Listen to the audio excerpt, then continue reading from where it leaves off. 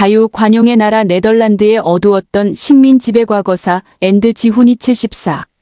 실제 네덜란드는 유럽을 대표하는 축구 강국이기도 하다. 최근 강국의 이미지가 다소 퇴색됐다고 하지만 여전히 월드컵에서 네덜란드는 무시할 수 없는 존재감을 가지고 있다. 이런 축구 외에 네덜란드에 대해서는 풍차의 나라, 튤립의 나라라는 단편적 이미지에 그 사회가 매우 개방적이고 자유로운 사고와 가치를 가진 나라 이미지도 있다. 그럴만도 한 것이 네덜란드는 동성 간의 결혼, 안락사가 합법화되어 있고 성전환 수술을 하는 등의 과정을 거치지 않고도 제3의 성을 선택할 수 있다. 또한 성매매도 국가의 통제 안에 있다면 합법적으로 사업자로서 영업을 할 수 있다. 이런 성적인 개방성은 방송 수위에서도 일반적인 통념을 크게 넘어서는 프로그램이 공중파 등을 통해 방영될 정도다. 또한 대부분 나라에서는 크게 처벌되는 마약과 관련해서도 대마초에 대해서는 국가의 허가를 받은 장소에서 흡연이 가능하다. 네덜란드 지도 히딩크 파격 그 이상의 자유가 보장된 나라 네덜란드. 이런 네덜란드의 개방성과 자유의 가치는 큰 찬사를 받고 있기도 하지만 우려의 시선도 함께 받고 있다. 하지만 네덜란드는 그 어느 나라보다 친환경의 가치를 실천하는 나라이고 치안도 안정적이다. 또한 부패지수도 낮고 농업과 낙농업에 더해 금융과 해운업, 무역, 최근에는 반도체를 포함한 첨단 산업에서도 존재감을 보이는 선진국이라는 점이다. 이렇게 자유의 가치와 경제적 부를 함께 향유하고 있는 네덜란드는 환경 조건에서는 여러 불리함이 있다. 잘 알려진 대로 네덜란드 국토의 상당 부분은 해수면보다 낮다. 이에 네덜란드는 오래전부터 바닷물을 막는 제방을 설치하고 밀려오는 물을 퍼내는 시설을 발전시켰다. 네덜란드의 명물인 풍차는 물을 수시로 퍼내는 일종의 펌프 시설이었다. 여기에 국토의 지속 확장을 위해 간척 사업을 적극 전개하기도 했다. 네덜란드의 발전사는 자연과의 싸움이기도 했다. 또한 주변 독일 등 강대국들에 맞닿아 있는 지리적 입지는 국토의 확장성을 제한했지만 대신 일찍부터 해상 진출을 적극적으로 하는 계기가 됐다. 이를 통해 네덜란드는 스페인과 포르투갈이 먼저 연대항해 시대 후발주자였지만 발달한 해운 기술을 바탕으로 대항해 시대의 승자가 됐다. 네덜란드는 16세기 무렵까지는 바다 어장을 개척해 청어잡이와 그 가공품 수출을 통해 수익을 창출했지만 그 과정에서 발전한 선박 건조 기술과 항해술을 무역과 상업 발전과 접목하며 그들의 산업 구조를 크게 변화시킬 수 있었다. 하지만 네덜란드는 독자적인 국가 발전을 위해 독립투쟁의 과정을 거쳐야 했다. 네덜란드 동인도 회사 영역, 독립과 본격적인 대외 진출. 네덜란드는 오랜 세월 스페인의 영향력 아래 있었다. 이런 네덜란드의 독립 열기가 커진 건 칼뱅교로 대표되는 신교의 유입과 융성이었다. 이는 가톨릭의 수호자를 자처한 유럽의 강국 스페인과의 대립을 불러일으켰다. 스페인은 네덜란드의 신교도들을 탄압하고 종교 재판 등에 통해 학살하기도 했다. 이에 대한 반발은 네덜란드의 독립전쟁으로 이어졌다. 1568년 시작된 네덜란드의 독립전쟁은 이후 80년간 이어졌다. 네덜란드는 1581년 네덜란드 공화국을 수립했고 서유럽 국가들의 국제전이었던 30년 전쟁을 끝낸 1648년 베스트팔렌 조약을 통해 국가의 독립을 인정받을 수 있었다. 이렇게 자주국의 입지를 확보한 네덜란드는 본격적으로 대외 진출에 나섰다.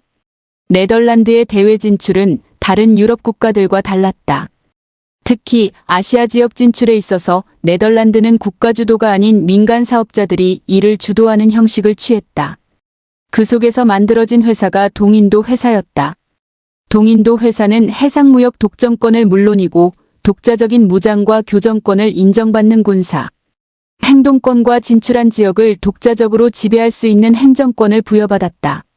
사실상 정부의 역할을 대신한 것이나 다름없었다. 큰 특혜를 받는 동인도 회사였지만 아시아 진출은 매우 위험한 여정이었다. 항해 도중에 폭풍을 만날 수 있었고 해적들의 약탈 가능성도 상존했다. 긴 항해를 하는 만큼 여러 변수가 존재했고 항해에 성공한 이들의 비율은 낮았다. 다만 아시아로의 여정이 성공한다면 막대한 부를 얻을 수 있었다. 하이리스크 하이리턴이 아시아 무역이었다. 네덜란드 동인도 회사 그림. 자본주의 시장경제 발전 촉진한 네덜란드 동인도 주식회사. 이에 항해에 필요한 자금 조달이 어려웠다. 위험한 투자에 투자자들이 선뜻 나서기 힘들었다. 이에 동인도 회사는 주식회사의 형태를 취하며 자금을 조달했다. 투자금을 쪼개 부담을 덜게 하고 다수의 투자자를 유치했다. 투자자들은 그만큼 리스크를 줄일 수 있었다. 투자자들은 이후 항해에 성공하면 투자 금액 대비 배당금을 받을 수 있었다. 현재 자본주의 경제의 중요한 형태인 주식회사의 시작이었다. 이를 위해 동인도 회사는 투자를 증명하는 주식 증명서를 발급했고 투자자에 대한 제한을 폐지했다. 신분이나 부의 차이를 넘어 누구나 자신의 자금 한도 내에서 동인도 회사의 주식을 매수할 수 있었다. 투자 대비 막대한 이익을 창출할 수 있는 동인도 회사에 대한 투자 열기는 매우 뜨거웠다. 막대한 자금이 동인도 회사로 몰렸다. 더 나아가 이 주식들은 시장에서 매도 매수가 가능했다. 아시아로서의 항해는 장기간에 소요되는 일도 그 결과를 알기까지 많은 시간이 필요했다. 당장 자금이 필요한 투자자로서는 그전 주식을 현금화해야 하는 상황도 발생할 수 있었다. 이런 매도자가 주식 매수자가 한자리에서 만나 주식을 거래하는 증권거래소가 1609년 설립됐다. 이는 자본주의 시장경제의 한 축인 금융산업의 발전으로 이어졌다. 현대적인 자본주의 시장경제는 이렇게 네덜란드 동인도 회사로부터 시작됐다. 이런 자금력을 바탕으로 네덜란드 동인도 회사는 아시아 진출을 더 가속화했다. 특히 유럽에서 큰 인기가 있었던 향신료인 정향과 육두구 생산지인 인도네시아의 동인도 회사의 역량이 집중됐다. 이 지역에는 대항해 시대 선두주자인 포르투갈이 먼저 진출해 있었고 현지 원주민이 재배한 향신료 무역을 하고 있었다. 네덜란드는 가격 문제 등으로 갈등 관계에 있었던 포르투갈과 원주민 관계를 파고들었다. 네덜란드는 원주민과 연합해 포르투갈 세력을 무력으로 축출했고 인도네시아 일대 향신료 무역을 독점했다. 국가 발전의 원동력된 식민지 인도네시아. 이는 네덜란드에게는 막대한 부를 축적하게 했다. 대항해 시대의 시작은 인도를 포함한 아시아 지역의 향신료 무역을 위한 해상 루트 개척이 그 시작이었다. 가져만 온다면 엄청난 수익이 발생하는 향신료를 찾는 여정은 미지의 영역이었던 아프리카를 돌아 인도양으로, 인도로, 동남아시아 일본으로 이어졌다. 네덜란드는 그 여정을 뒤늦게 시작했지만 인도네시아 무역을 독점하며 대항해 시대 새로운 승자가 됐다. 이후 네덜란드의 인도네시아 향신료 무역은 식민 지배 형태로 변했다. 이는 원주민과 네덜란드 동인도 회사의 관계를 피지배와 지배, 피착취와 착취 관계로 변질시켰다. 이는 원주민들의 반발을 불러왔고 네덜란드는 이를 무력으로 진압하고 대량 학살로 이어졌다. 특히 네덜란드에 대한 저항이 강했던 인도네시아 말루쿠 제도에서는 대다수 원주민들이 학살되기도 했다. 이런 학살에 있어 네덜란드는 무력, 거래 관계에 있었던 일본의 사무라이 등을 용병으로 고용해 학살의 선봉을 맡기기도 했다. 또한 네덜란드는 인도네시아의 지배권 강화를 위해 떠오르는 해상 강국 영국과의 전쟁도 마다하지 않았고 인도네시아에서 영국 세력을 밀어냈다. 이렇게 인도네시아를 식민지화한 네덜란드는 향신료 무역을 통해 국가부를 축적하고 신흥경제대국으로 올라섰다. 또한 그 부를 바탕으로 세계 각지의 식민지를 확대했고 무역 강국으로 그 입지를 강화했다. 대항해 시대 새로운 강국의 탄생이었다. 하지만 네덜란드의 영광은 영국의 세력 확대로 점점 빛을 잃었다. 스페인 무적 함대를 괴멸시킬 만큼의 막강한 해군력으로 세계 바다의 제해권을 장악한 영국은 네덜란드에 대한 견제를 본격화했다.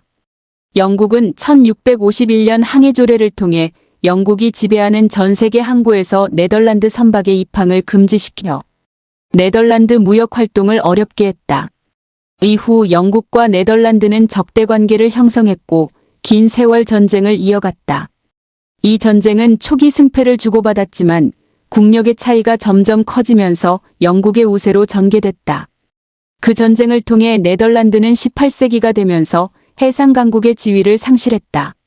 이는 네덜란드 식민지 개척의 선봉이었던 동인도 회사의 파산으로 연결됐다. 네덜란드는 영국이 주도하는 협정에 응해야 했고 식민지 영토의 교환도 이루어졌다. 이 속에서 애초 네덜란드가 개척했던 미국 뉴욕이 영국령이 됐다. 발리섬 지역 영국의 급부상, 동인도 회사의 몰락국가 차원의 인도네시아 지배. 이렇게 동인도 회사 중심의 해외 개척은 중단됐지만 네덜란드는 정부 주도의 본격적인 식민지 경영으로 위축된 무역과 상업활동에 따른 손실을 만회하려 했다. 이는 그들에게는 식민지 경영이었지만 식민지 수탈의 강화였다. 특히 인도네시아에서 네덜란드의 수탈은 한층 더 강화됐다. 1830년 강제 경작 제도를 시행해 현지인들이 아닌 네덜란드의 수익을 위한 작물 재배를 강제토록 했다. 이전에 없었던 담배와 사탕수수 재배가 이루어졌고 자바섬에서 커피가 재배됐다. 이는 인도네시아 농업 구조를 완전히 변화시키는 일이었다. 이를 통해 네덜란드는 식민지로부터 막대한 이익을 창출할 수 있었다. 이는 20세기 초반까지 이어졌다. 하지만 지속적인 수탈 구조 이를 유지하기 위한 강압적인 식민지 통치는 현지인들의 강한 반발을 불러왔다. 이런 반발은 인도네시아의 독립운동으로 연결됐다. 이에 네덜란드는 다른 식민지 지배국가들과 마찬가지로 무력으로 이를 탄압하려 했다. 그 탄압은 억제를 넘어 대량 학살을 불러왔다.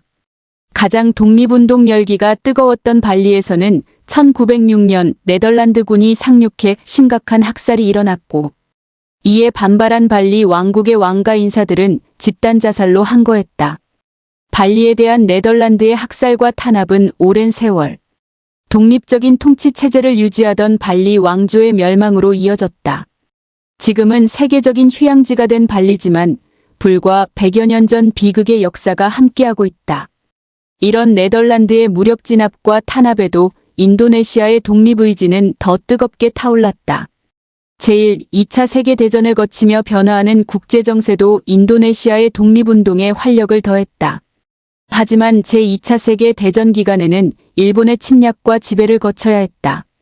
2차 세계대전이 끝난 이후에는 인도네시아의 지배권을 놓지 않으려는 네덜란드의 군사적 침략이 다시 일어났고 수만 명의 인도네시아인들이 학살되는 비극이 반복됐다. 네덜란드는 그들에게 막대한 이익을 가져다주는 식민지를 포기할 수 없었다. 하지만 세계의 흐름은 이미 강대국들의 지배를 받는 국가들의 독립이 하나의 흐름이 됐고 이를 막기에는 그 흐름은 거대한 파도였다. 대부분 강대국들은 이런 현실을 인정하지 않을 수 없었다. 제2차 세계대전 후 수많은 신생국들이 탄생했다. 네덜란드는 이를 거스르려 했지만 강력한 인도네시아의 저항과 국제적인 압력에 직면했다. 학살 동반된 폭력적 식민지배 종결 독자적 생존 번영의 시대로 1949년 네덜란드는 인도네시아에서 물러났고 인도네시아는 독립을 이룰 수 있었다. 네덜란드는 인도네시아 외에도 세계 각지의 식민지 지배를 포기했다. 대항해 시대 이후 수백 년 세월 지속된 식민지 경영의 종결이었다. 과거의 영광을 잃은 네덜란드는 식민지 의존 경제 구조의 변화 과정에서 어려움을 겪기도 했지만 그들의 지리적 입지와 해운 기술력 등을 더해 다시 무역을 진흥시키고 대외 교역을 활성화하면서 새로운 국가 발전의 모멘텀을 찾았다. 대외 교류와 교역이 국가 생존의 중요한 과제가 실리적인 관점에서 네덜란드는 그에 맞도록 과감한 포용력과 자유의 가치를 새롭게 정립했다. 현재 네덜란드가 자유, 포용 국가가 된 건 오래전. 대외 교역에 적극적이었던 진취적 사고와 함께 국가 생존과 실리 추구라는 현실적 문제들이 더해진 결과물이라 할 수 있다. 하지만 그 이면에 네덜란드는 식민 지배를 하는 나라의 자유와 인권을 억압하고 학살을 자행한 어두운 역사도 함께하고 있다. 이 점에서 네덜란드의 자유 관용은 그들에게 필요한 이들에게만 허용된 것이라는 비판을 받을 수 있다. 네덜란드는 최근 들어 국왕이 직접 식민 지배의 과거사를 반성했고 과거사 반성과 배상에도 적극 나서고 있다. 과거 잘못에 대한 반성과 합당한 조치는 자유, 관용의 진정성을 더하기 위해 필요한 일이다. 이는 과거사에 대한 반성과 배상에 대한 여전히 미온적인 일본과 비교되는 일이다. 잘못을 반성하는 건 결코 부끄러운 일이 아니고 오히려 국익에도 부합하는 일이기 때문이다. 최근 네덜란드의 과거사에 대한 전향적인 움직임은 의미가 크다 할 수 있다. 자신의 치부를 인정하고 반성하는 건 영광의 역사를 더 빛나게 하는 일이 될 수 있다. 그 반성 위에 네덜란드의 편견 없는 자유, 관용의 정신은 더 큰 의미를 가질 수 있다. 네덜란드 앤드 구사일생. 풍차와 튤립의 나라 유럽 속의 작은 거인 네덜란드는 유럽 서부에 위치한 국가로 대한민국 영토의 40%밖에 안 되는 작은 나라의 역사도 짧지만 한때는 무역국가로 번성하며 세계를 호령한 강소국이자 경제대국이었다. 현대에는 안락사 동성혼, 제3의 성 합법화, 실용주의 등 유럽에서도 자유와 관용을 상징하는 개방적인 나라로 알려져 있다. 하지만 우리에게 친숙한 오늘날의 네덜란드가 이루어지기까지는 제국주의, 식민지배, 전쟁과 학살 등 지우고 싶은 어두운 역사의 그늘 또한 존재했다. 10월 22일 방송된 TVN 벌거벗은 세계사에서는 자유의 나라. 네덜란드는 왜 학살을 저질렀나 편을 통하여 오늘날의 네덜란드가 어떻게 지나간 역사적 과오를 청산하고 자유의 관용의 나라로 거듭날 수 있었는지 그 과정을 조명했다. 장붕익 한국외대 네덜란드어과 교수가 이날의 강연자로 나섰다. 네덜란드라는 국가명의 어원은 바다보다 낮은 땅이라는 의미에서 비롯됐다. 네덜란드는 지형적으로 국토의 약 24%가 해수면보다 낮은 곳에 위치해 있다는 특성이 있다. 초기에 네덜란드인들은 바다와의 경계면에서 제방을 쌓고 물을 퍼내어 땅을 개척했다. 수도이자 최대 도시인 암스테르담도 강의 이름인 암스테레이엠스티RL과 댐댐이 합쳐져서 만들어진 이름이다. 오직 집념 하나로 척박한 자연환경을 극복하고 땅을 스스로 개척해낸 네덜란드인들을 가리켜 신은 세상을 만들었다. 그러나 네덜란드인들은 네덜란드를 만들었다는 말이 나오기도 했다. 네덜란드인들은 13세기 무렵으로 대서양과 북해에서 많이 잡히던 생선인 청어를 활용한 산업과 중개무역으로 번성하기 시작했다. 이로 인하여 선박기술이 발달하면서 해운업도 성장한 네덜란드는 마다의 마부로 불릴 만큼 해상무역에서 두각을 드러냈다. 또한 네덜란드는 새로운 땅을 일구는 간척 사업이 활발하게 진행하며 현재 대한민국의 충청북도만한 크기의 영토를 새롭게 개척해냈다. 제방에서 물을 밖으로 빼내는 역할을 하는 풍차와 새로운 땅을 활용한 낙농업 등도 발전했다. 상업의 발달로 돈의 가치가 중시되면서 귀족, 상인, 농민 등 다양한 계층이 이익을 추구하는 열린 사회도 발전하게 된다. 16세기 유럽 사회를 뒤흔든 종교개혁이 네덜란드에서 크게 호응을 얻은 것도 우연이 아니었다. 가톨릭 구교는 농업을 중시하고 돈을 중요시하는 상업은 천시했다. 하지만 신교인 칼뱅교는 직업은 신이 내려준 소명이기에 농업이든 상업이든 직업상의 귀천은 존재할 수 없다는 사상을 전파했다. 상업 중심 국가인 네덜란드 사람들은 가톨릭보다 칼뱅교의 교리에 더 공감할 수밖에 없었다. 네덜란드 지역을 통치하던 스페인 합스부르크 왕가는 칼뱅교를 강력하게 탄압했지만 네덜란드인들은 이에 굴하지 않았다. 네덜란드인들은 네덜란드 독립전쟁 1568-1648을 일으켜 스페인 합스부르크 왕가를 몰아내고 1581년 세계 최초의 공화국인 네덜란드 공화국을 수립한다. 1648년에 신구교 간 모든 종교의 자유를 인정하는 베스트팔렌 조약이 수립되면서 네덜란드는 정식으로 독립을 쟁취하는 데 성공한다. 16세기 이후 유럽의 대항해 시대가 본격적으로 열리면서 네덜란드 공화국은 바다를 통한 해외 진출에 눈을 돌리게 된다. 네덜란드는 포르투갈 마이너스 스페인 등 유럽 강국들에 비하여 후발주자로 출발하며 무역 경쟁에서 살아남기 위하여 1602년 네덜란드 동인도 회사 이스트 인디어 컴퍼니를 설립한다. 영국, 네덜란드 등 여러 유럽 국가들이 설립한 동인도 회사는 대항해 시대에 유럽 국가에 설립한 아시아 지역의 진출을 목적으로 하는 무역회사였다. 명목상은 회사였지만 실질적으로는 식민지를 운영하여 자원을 수탈하고 해상 패권을 경쟁하기 위하여 설립되어 독자적인 군사력과 아시아 독점, 항해권, 무역 상관까지 막강한 권한을 갖춘 식민 통치기구에 가까웠다. 이러한 동인도 회사는 제국주의 시대의 식민 정책을 언급할 때 빼놓을 수 없는 조직으로 언급된다. 동인도 회사가 미친 또 하나의 영향은 주식시장과 금융산업의 발전이다. 네덜란드 동인도 회사는 세계 최초로 주식회사를 설립했고 귀족과 상인만이 아니라 여성과 외국인들, 하층민들까지 주식을 구입할 수 있게 했다. 상업이 발달하여 계산이 빨랐던 네덜란드인들은 막대한 배당금이 걸린 주식에 열광했고 돈벌이가 될 만한 기회가 포착되면 결코 놓치지 않았다고 한다. 이로써 17세기 네덜란드는 거대한 주식 광풍에 휩싸이게 된다. 주식 사업으로 몰린 거대한 자본금은 동인도 회사가 대규모 항해에 나설 수 있었던 경제적 기반으로 이어졌다. 1609년에는 암스테르담의 세계 최초로 주식 거래소에 이어 중앙은행이 설립되며 네덜란드는 유럽 금융 산업의 중심지로 올라서게 된다. 자연스럽게 네덜란드인들에게는 철저한 실리적 이익 추구를 목표로 하는 성향이 만연하게 된다. 한편으로 아시아로 진출한 네덜란드 동인도 회사는 해상 무역 패권을 놓고 유럽 강국들과의 치열한 경쟁을 펼쳤다. 동인도 회사는 유럽에서 값비싼 청양, 육두구 등 향신료 산업 독점을 노렸다. 먼저 원산지인 인도네시아의 말루쿠 제도에서 동인도 회사인 원주민들과 연합하여 원래 이 지역을 장악했던 포르투갈을 몰아낸 뒤 이후에는 원주민들까지 학살하며 각 섬을 장악했다. 당시 동인도 회사는 일본까지 진출해 있었는데 1621년 반다 제도에서 벌어진 대규모 원주민 학살 사건에서는 일본의 용병들을 고용했다는 기록도 남아있다.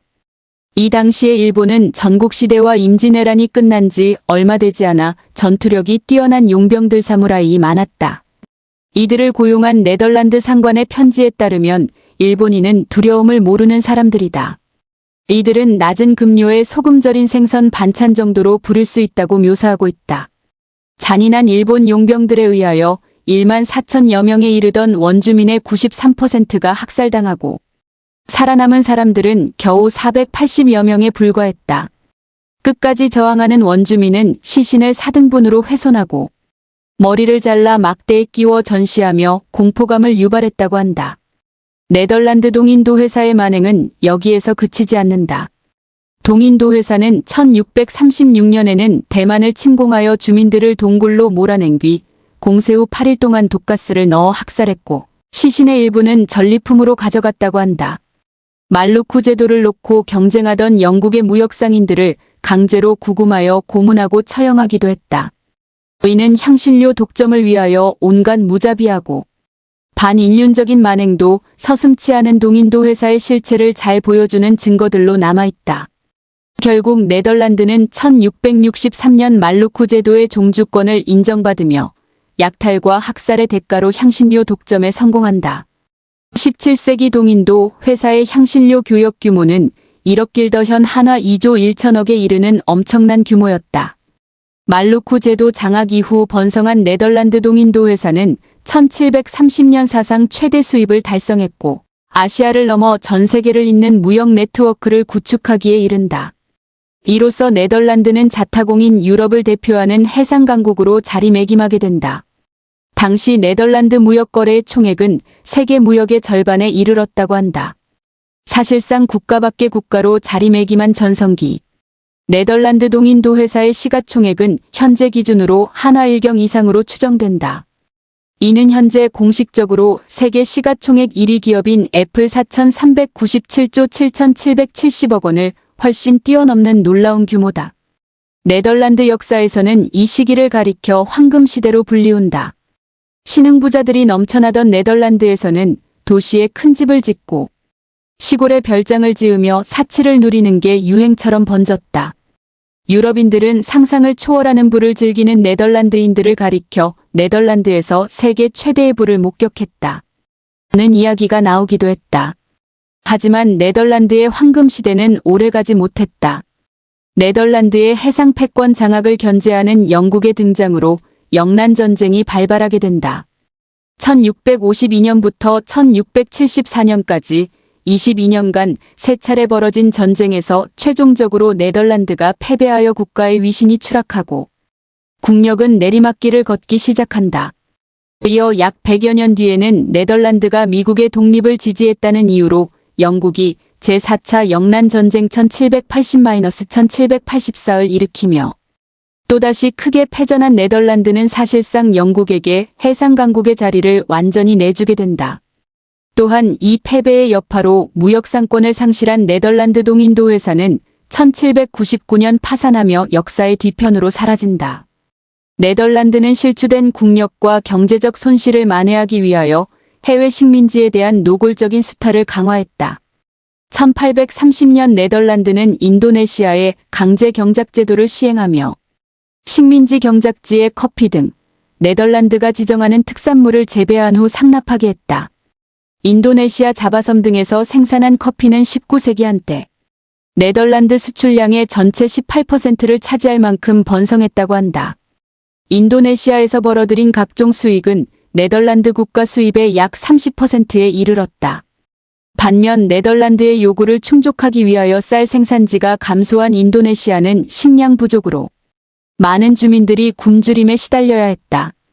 인도네시아 발리에서는 네덜란드의 압제에 저항하여 독립운동이 벌어졌다. 1906년 신식무기로 무장한 네덜란드군은 저항하는 발리 국민들을 무자비하게 학살하며 왕궁으로 전진했다. 발리의 왕족과 주민들은 저항의 의미로 집단자결을 선택하기도 했다. 네덜란드군은 이미 죽어가던 사람들에게 확인 사살까지 하는 만행을 저질렀다. 인도네시아는 이 사건을 풋풋한 PUTAN, 죽음을 위한 투쟁이라고 칭하며 네덜란드의 간섭과 식민지화에 저항한 대표적인 투쟁으로 기억하고 있다. 2차 세계대전 기간에 일본의 침략으로 네덜란드는 잠시 인도네시아를 상실했지만 전쟁이 연합국의 승리로 끝난 후에는 다시 돌아와 지배권을 행사했다. 네덜란드는 독립을 갈망하는 운동가와 민간인을 학살했지만 인도네시아인들의 저항은 멈추지 않았다. 국제사회에서도 미국과 유엔을 중심으로 인권과 식민지 해방에 대한 목소리가 높아지며 압박을 이기지 못한 네덜란드는 결국 1949년 인도네시아의 독립을 승인하게 된다. 인도네시아 독립 이후 국제 질서의 변화에 따라 식민지들이 하나둘씩 독립되면서 네덜란드에도 큰 변화가 찾아온다. 식민지를 상실하고 한동안 침체기를 보냈던 네덜란드 경제는 건국 초창기의 상인 정신과 실리주의를 독언하며 종교, 문화, 이념보다 경제적 이익과 교역 활성화를 중시하는 풍토가 자리 잡게 된다. 오늘날의 네덜란드는 과거의 영광과 과오를 모두 거울 삼아 자유와 관용의 정신을 바탕으로 한 정책이 유난히 많다. 안락사와 동성혼, 제3의 성인정 등이 대표적이다. 특히 대마초 합법화는 여전한 찬반 양론에도 불구하고 불법 판매 감소 및 안정성 확인에 큰 효과가 있다는 것이 드러나며 네덜란드식 극단적 실리주의를 대표하는 정책으로 평가받고 있다. 또한 네덜란드는 과거의 과오를 반성하는데도 적극적으로 움직이고 있다. 2022년에는 네덜란드 총리가 정부를 대표하여 유럽 국가 중 최초로 과거의 노예무역을 인정하고 사과했다. 이어 2023년 7월 1일에는 빌럼 알렉산더르 네덜란드 국왕이 공식 행사에 사상 최초로 직접 식민지 탄압을 언급하며 온 마음과 영혼을 다하여 과거사의 진심으로 사죄드린다는 메시지를 전하기도 했다. 국왕의 진정성 있는 사과에 많은 이들이 공감하며 박수를 보냈다. 제국주의적 학살과 피해 보상 등 지나간 역사적 과오에 대한 네덜란드의 끝없는 반성은 지금도 이어지고 있다. 현재가 과거와 다를 길 원한다면 과거를 공부하라. 네덜란드의 철학자 스피노자의 어록이다. 오늘날의 네덜란드인들이 지나간 역사의 빛과 그림자를 교훈 삼아 새로운 미래가 나아가고 있는 원동력을 엿볼 수 있는 대목이다.